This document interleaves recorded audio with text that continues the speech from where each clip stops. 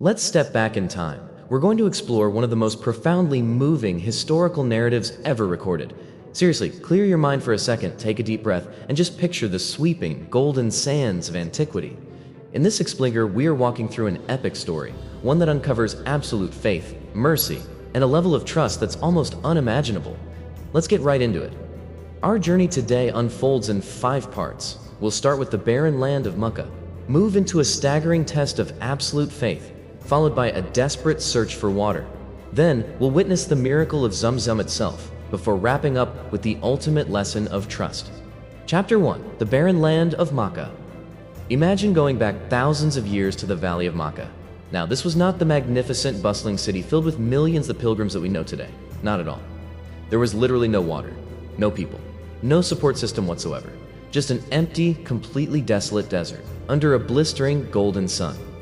And it was right here, in this absolute isolation, by the direct command of Allah, that Prophet Ibrahim brought his wife, Hajar, and their infant son, Hazrat Ismail.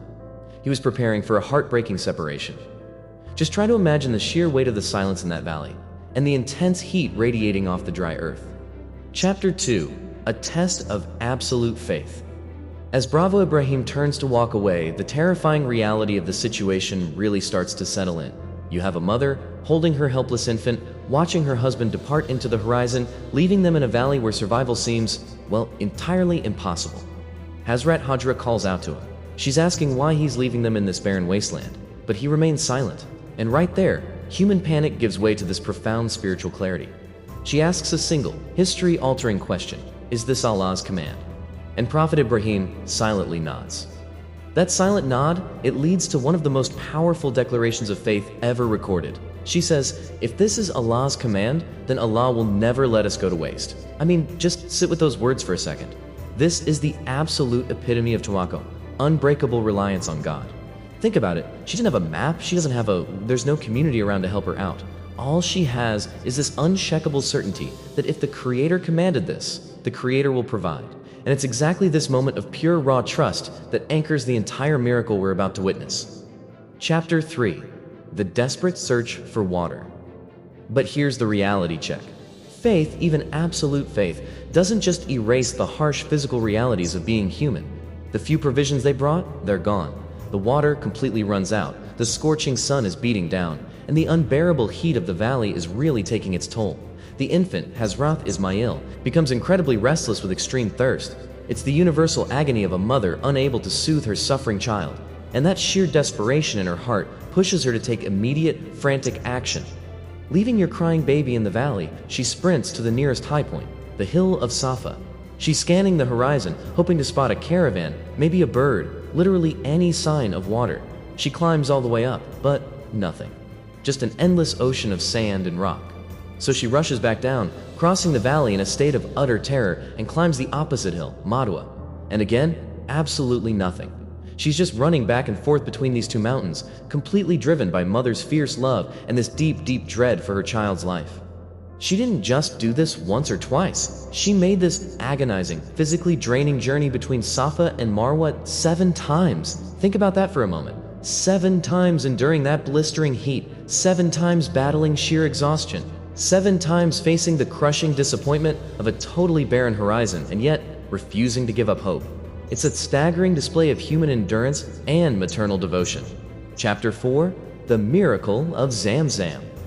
After her 7th run, at the absolute limit of what a human body can handle, she returns to her restless baby. The infant, Hazrat Ismail, is lying on the ground, completely exhausted and consumed by thirst. In his discomfort, he's moving his little legs, rubbing his fragile, small heels against the parched, unyielding sand of the desert. It's a moment of total human weakness and vulnerability. But you know what? That is exactly where human effort ends and divine intervention begins. Suddenly, right at the exact spot where the infant's heels brush the dust, the unimaginable happens. The earth literally splits open. A spring of pure, cool water erupts straight out of the dry ground, in a total void where no water had ever existed, where no human logic could have possibly predicted it. A powerful, flowing spring burst forth. This is the sudden, overwhelming manifestation of Allah's immense power, directly answering the unyielding trust of a mother and the silent cries of a child. Now the water is flowing so rapidly, so powerfully, that Hazrat Hajra is actually overcome with a bit of panic. She's terrified that this precious, life-saving gift is just going to seep away into the thirsty desert sand, so she immediately starts gathering sand to contain it. And as she's trying to pull the water together, she utters this simple, urgent command, Zamzam, Zamzam, which historically means stop, stay, or ruksha. She's literally telling the rapidly flowing water to pause and pull together. And it's from this mother's urgent protective plea that this legendary well gets its name, the water of Zamzam. Chapter 5, the ultimate lesson of trust.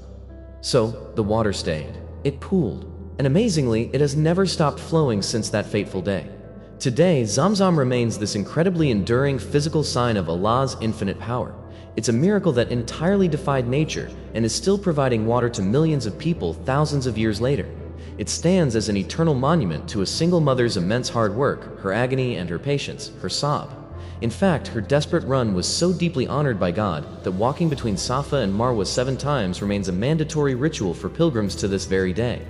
That is the ultimate reward of tawakkul. Hazrat trusted that God would not let them go to waste, and in return, God provided a well that has quenched the thirst of humanity for millennia. This narrative beautifully bridges history, faith, and the deepest corners of the human heart. It proves that when we face our own trials, when we're completely exhausted and our resources are tapped out, true trust can bring springs of mercy from the most unexpected places. If this story of profound faith has touched your heart today, I invite you to write Allahu Akbar, God is the greatest, in the comments below. Thank you so much for joining me for this explainer, but before you go, ask yourself this. What is the barren desert in your own life right now? And do you have the tawakkul to believe a spring is waiting just beneath the sand? Keep exploring, keep reflecting, and I'll see you next time.